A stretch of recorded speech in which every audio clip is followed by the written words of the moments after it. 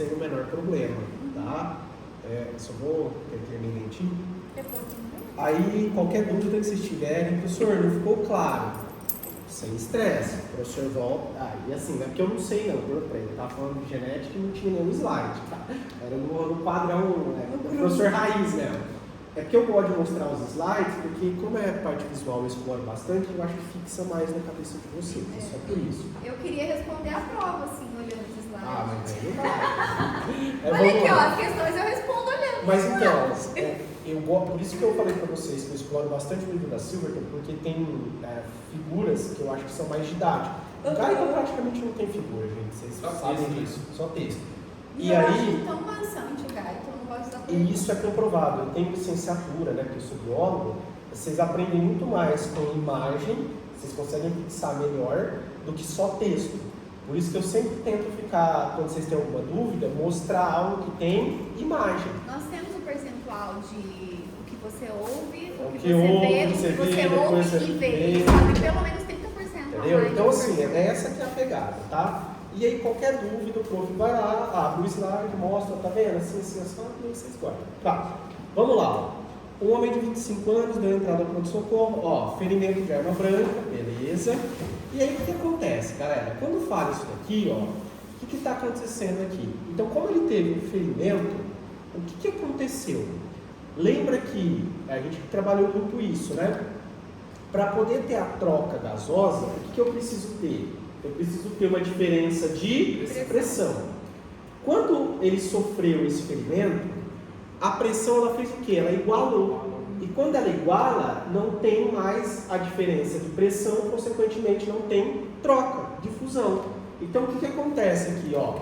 A pressão interpleural, né, equilibrou com a atmosférica, fazendo o pulmão entrar em colapso e consequentemente ele perde aquela capacidade de fazer o quê? Contrai, relaxa, você não tem diferença de pressão, você não tem difusão. Não tem difusão, não tem troca.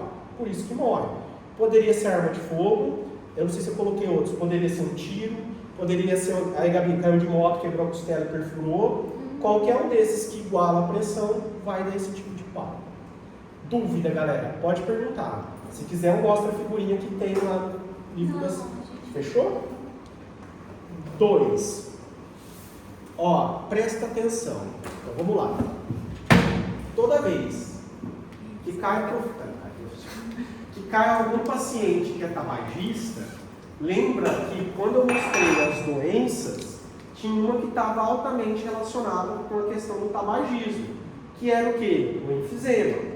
E o que acontecia? Por ser tabagista por muito tempo, essa pessoa, elastina, elastase, lembra disso? E aí, obviamente, perde a capacidade de retração elástica. E aí, o que acontece? Isso faz com que aquela área de troca seja perdida. Foi a imagem que você me mostrou aí no seu tablet. Então, o que acontece? Tem uma redução de área devido à destruição das paredes dos alvéolos, ó, tá? Tabagismo, isso daqui, pelas enzimas prosteolíticas. Gente, é uma reação imunológica que ficou tendo por muito tempo, destruiu, obviamente, as fibras, perdeu área, perde troca, capacidade de troca. Nesse caso, a parte de disfunção, ela acontece uma metaplasia também, não? Então. O seu epitélio específico. Não, aí que tá. Aí você vai ter uma perda de capacidade de área. A questão de ter uma remodelagem, aí eu acho que deve ter alguma que eu coloquei, que vai envolver a questão da fibrose. A questão aqui, dá mais elástico aqui, ó, pronto, aqui dá para vocês terem uma ideia. Então aqui, ó, essas fibras, vou trazer para cá, ó. Aqui, ó, aqui. Essas fibras, elas vão ser atacadas pelo quê?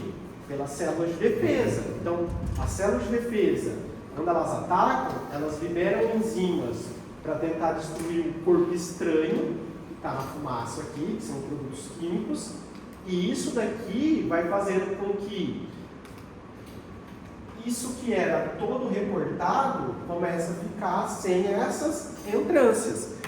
O que eu estou perdendo? Eu estou perdendo área. Então você imagina que se num alvéolo normal eu tenho ele todo recortadinho assim, ó, o que acontece aqui? Aqui eu começo a perder isso daqui. O que que eu estou perdendo, jovem? Área. Certo? Porque se eu pegar algo que é todo recortado assim, ó, imagina que eu fosse um barbante, eu fosse esticar isso, eu tenho um tamanho. Se eu pego isso daqui e estico, eu tenho um tamanho menor. O que eu estou perdendo? Área. Área que faz o quê? Troca gasosa entre o alvéolo e o capilar. Por isso, dificuldade de respirar, né? Com certeza. Menos respiração. Possivelmente essa pessoa, dependendo do estágio do teu paciente, ele vai ficar até o resto da vida com balão de oxigênio. Dúvida? Pode perguntar, galera. Fica à vontade, gente. 3, ó. Mulher, 55 anos, queixa de tosse seca, tá? Dispneia, beleza. Fez uma tomo, tal. Aí o que acontece? Fez a gasometria, beleza. A doença é restrita, qual o mecanismo, então, da interface alvéolo capilar? Ó, o que acontece aqui, tá? Essa pessoa aqui, então, começa a ter algumas afirmações. Ocorre hipóxia causada pelo aumento grave da resistência das vias aéreas distais, há uma perda aguda na área da superfície alveolar, o tecido cicatricial engrossa, tá? Perdendo, obviamente, essa capacidade de troca. Esse daqui eu só coloquei 4, 3, tá, mas tudo 4, né? Gente, então assim, ó, a palavra-chave tá aqui, ó, que foi o que você tinha perguntado. O que eu tô tendo aqui? Se eu tô tendo uma remodelação do tecido de troca, o que acontece? Ele fica mais grosso. Se ele fica mais grosso, fica mais difícil. Então tem uma diminuição da permeabilidade, consequentemente a difusão, a troca vai ser mais lenta. Essa aqui é a ideia. A remodelação leva a isso daqui. Alguma dúvida, galera? Pode perguntar. Isso daí é a formação do tal do tecido fibroso. Sim? O homem de 24 anos, tá? Pronto atendimento. Ó, mais uma vez, ó, trauma, certo? E aí o que acontece, pessoal? Fez o exame e tal, para ver a expansão e por aí vai. O que percebeu aqui com relação ao que está acontecendo? Bom, a inspiração, aí fez várias afirmações, né? A inspiração ocorre predominantemente com o relaxamento do diafragma. A inspiração depende principalmente da contração do diafragma. A inspiração ocorre quando o aumento do volume torácico, reduzindo a pressão alveolar e favorecendo a entrada de ar. Isso, galera. Lembra? Eu normalmente colocava aqui no canto, né? Assim, ó. Pode olhar lá nos vídeos. Pressão é força sobre área. Que pressão é essa? A pressão aqui dentro. Lembra, né, Leandro? Aqui não é área, na verdade é volume. A gente é 3D. Então, o que aconteceu aqui, ó? Quando eu tenho um aumento do volume, um aumento da área, diminui a pressão interna. E a pressão atmosférica? Ela continua a mesma. Como ela está maior, o que acontece? O ar entra. Eu tenho um processo de inspiração. Tranquilo até aí, galera?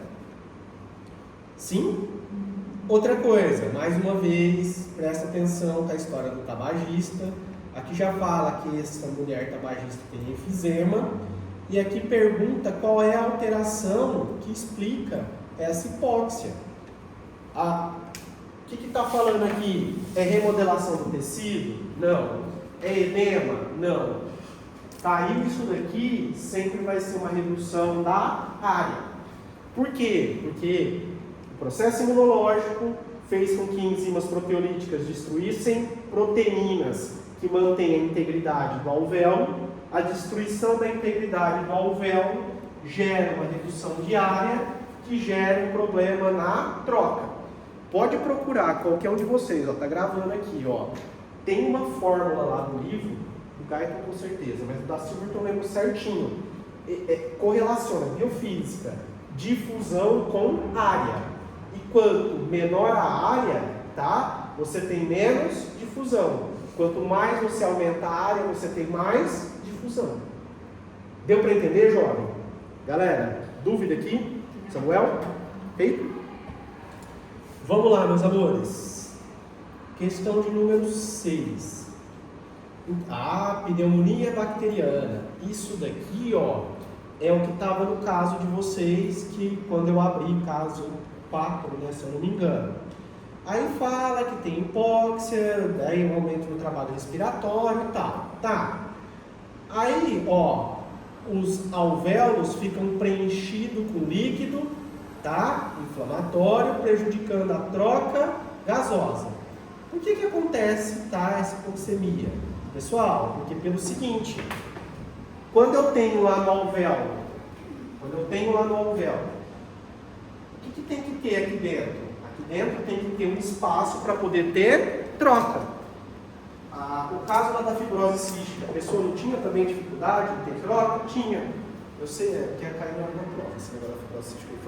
Mas aqui o que acontece? Aqui é pneumonia, beleza, que é o caso.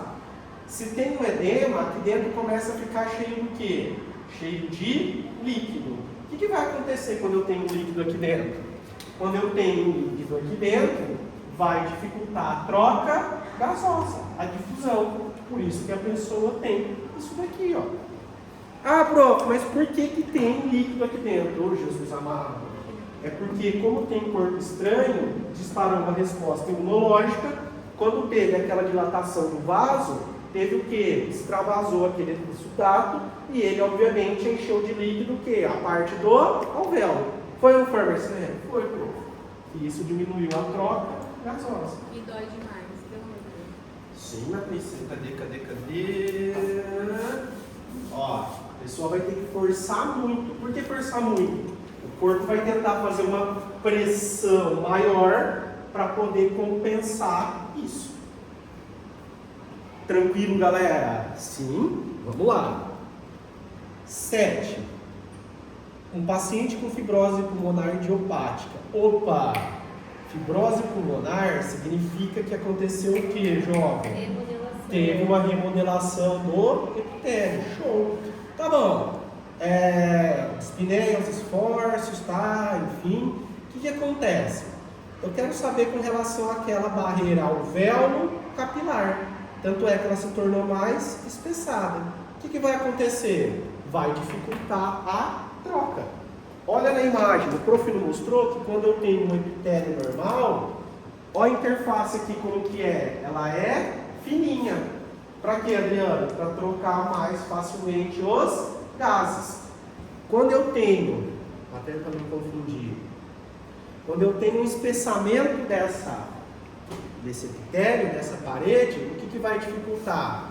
Vai dificultar exatamente essa troca. Essa troca porque aqui vai engrossar, remodelou o tecido, vai ficar mais lenta a troca gasosa. Inclusive nos compartilhamentos de vocês, eu não sei se vocês prestam atenção no que os coleguinhas falam, a galera falava até da velocidade de difusão dos gases. Entendeu? Tranquilo, galera? Sim ou não? Sim. 8. Edema pulmonar. Lembra que o edema, eu não sei se eu trouxe para as questões, eu trabalhei tanto ele no pulmão, quanto ele aqui no sistema nervoso central. Mas vamos lá. Toda vez que a gente fala do edema, o que está acontecendo? Por que ele, no caso aqui, o edema ocorria onde? Lá no pulmão. O que acontece, galera? Por que a pessoa tem falta de ar, tem dificuldade e tal? Pelo seguinte, professor, quando a gente pensa nessa interface alvéolo capilar, a gente tem um espaço muito pequenininho, prof, que é o espaço intersticial, não é, Rafael? É. E quando tem o edema, amor, o que acontece? Prof, o que está aqui dentro do plasma vem para cá. E quando eu tenho esses sudatos extravasando do capilar no tecido intersticial, ele aumenta a distância. O aumento da distância aqui é inversamente, tem essa fórmula no livro da Silverton, é inversamente proporcional à difusão. Então, quanto maior a distância, menos difusão. Quanto mais próximo, mais difusão. É isso que explica a dificuldade de troca gasosa no paciente que está com edema lá no pulmão. E veja que a questão falava no pulmão. Dúvida aqui, galera? Tranquilos? Sim. Durante a discussão sobre terapia intensiva, tá? Pergunta qual é o principal estímulo fisiológico do aumento da ventilação em condições normais. E aí, o que acontece aqui? Lembra? E isso vocês fazem meio que uma salada. A Aí vocês falam que é pegadinha, né? Não, não é pegadinha. Você põe na área que é pra marcar mesmo. A galera vai direto no oxigênio. Não, galera, tem uma imagem no livro da Silverton, tá até em amarelo, se vocês quiserem que eu mostre, que fala que, tá? Nesse caso, o CO2 é o principal que age lá nos receptores centrais. Aí tem a história do pH que vem no vácuo, e tal, mas aqui, tá? É exatamente o que? A pressão do gás carbônico. Alguma dúvida, galera? Não? Tá. Um homem de 35 anos, também falei bastante disso, até dei exemplo, né, quando fui fazer minhas biópsias lá, que precisou ir lá operar. Por quê? Porque assim, ó, quando você vai tomar alguma anestesia, alguma coisa aqui, no caso estava falando que era um sedativo. O que acontece? Isso pode gerar uma depressão, tá, no sistema nervoso central. Por quê, galera? Lembra que eu mostrei para vocês que pode ter uma competição, e aí essa competição vai afetar o quê? Vai afetar, obviamente, lá o núcleo que é responsável pelo controle respiratório. Eu não sei se vocês se lembram disso, mas qual que é a ideia? Eu vou lá para o anestésico e depois eu volto. Quando você coloca qualquer tipo de substância química que deprime, o que acontece? Ela compete aqui pelo receptor, ligou aqui, o estímulo não vai se ligar. O que vai acontecer com o centro respiratório? O centro respiratório, vamos voltar nessa imagem bonitinha aqui, o centro respiratório, ele não vai receber o estímulo. O centro respiratório não recebendo o estímulo, fala aí, Gabi, o que acontece com o diafragma? Nada, professor. Porque se não parte de potencial de ação daqui para cá, isso não tem contração, seguido de relaxamento, não tem troca gasosa. Deu para entender a ideia, galera? Tá? Então, o fármaco aqui em questão, o que ele fez? Esse sedativo, o excesso dele. Ele bloqueou, obviamente, o receptor. A partir disso, o núcleo lá do trato solitário, que ali na figura está com NTS, não recebe o quê? As informações, aí é efeito dominó. A informação não passa para os neurônios ou os nervos que vão chegar até aqui, né? E aí você não tem contração seguida de relaxamento, você não tem diferença de área, você não tem difusão, não tem troca gasosa. Uma coisa vai levando a outra. Pode perguntar, gurizada, alguma dúvida? Não? Não. Vocês estão preocupados com as nozinhas, né? Não.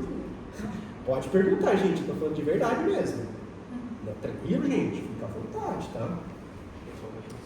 Durante uma prova prática, tá? O estudante questionado sobre os quimioreceptores periféricos. Aí, obviamente, lembra, né? Centrais, periféricos. Periféricos estão onde, gente? Pensa na questão da anatomia, né? Aí ele falou dos quimioreceptores que estão lá nos corpos carotídeos.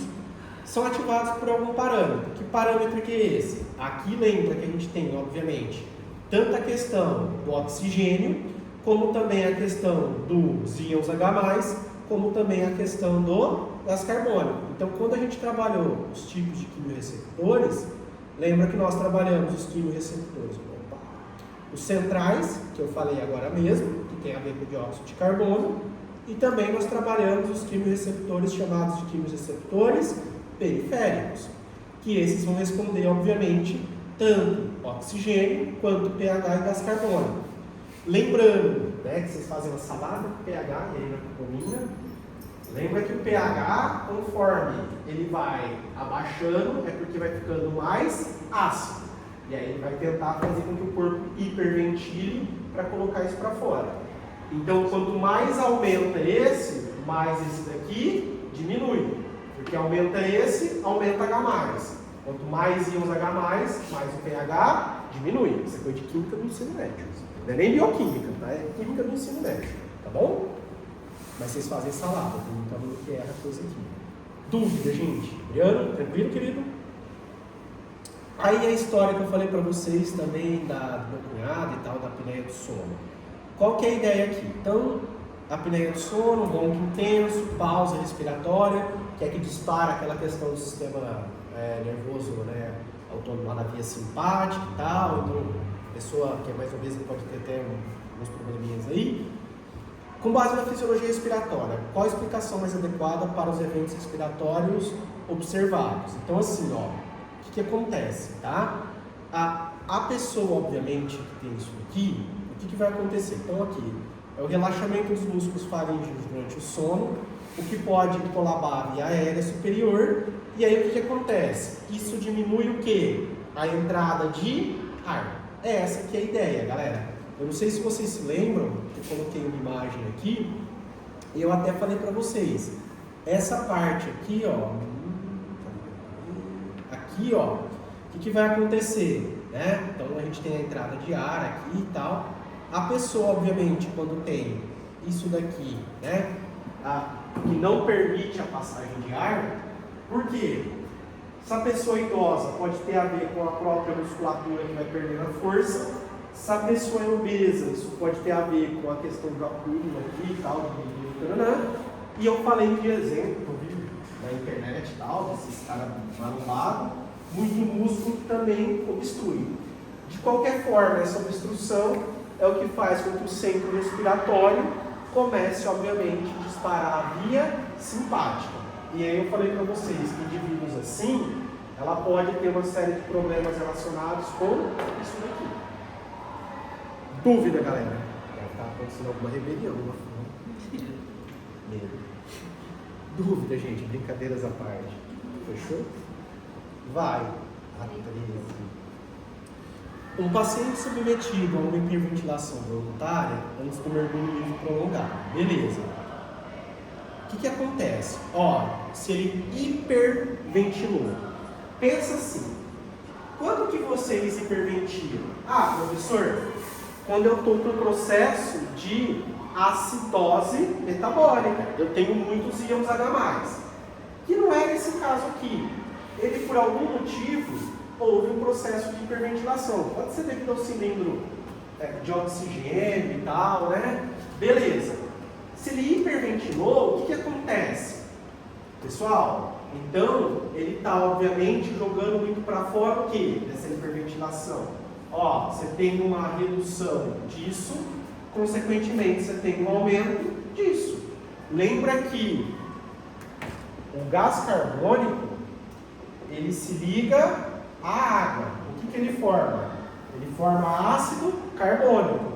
Ele se dissocia nisso, mais isso, não é isso? É.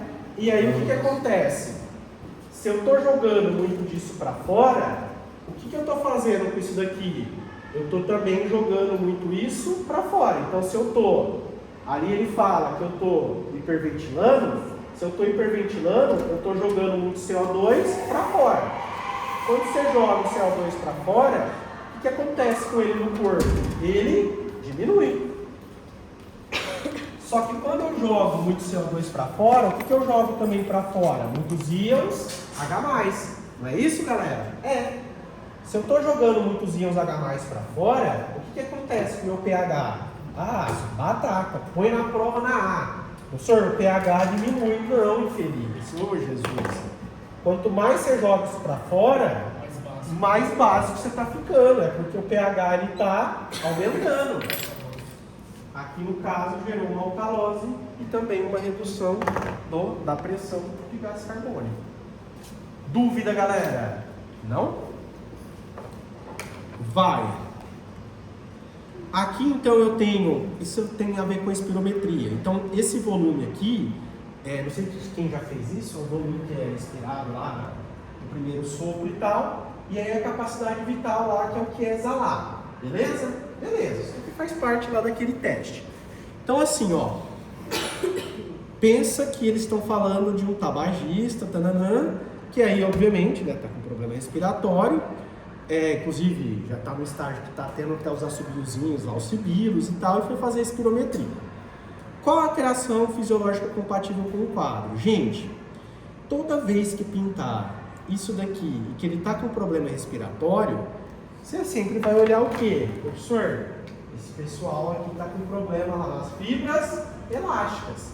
Se ele está com problema nas fibras elásticas, ele vai ter um problema nisso daqui, ele vai acabar perdendo área, consequentemente ele vai acabar tendo problema na troca gasosa. Essa aqui é a ideia. Possivelmente vai dar com esse cara aí que fizemos. Dúvida aqui, galera? Fechamos também? E a 15, para a gente finalizar, eu liberar vocês para abençoar da prova da genética.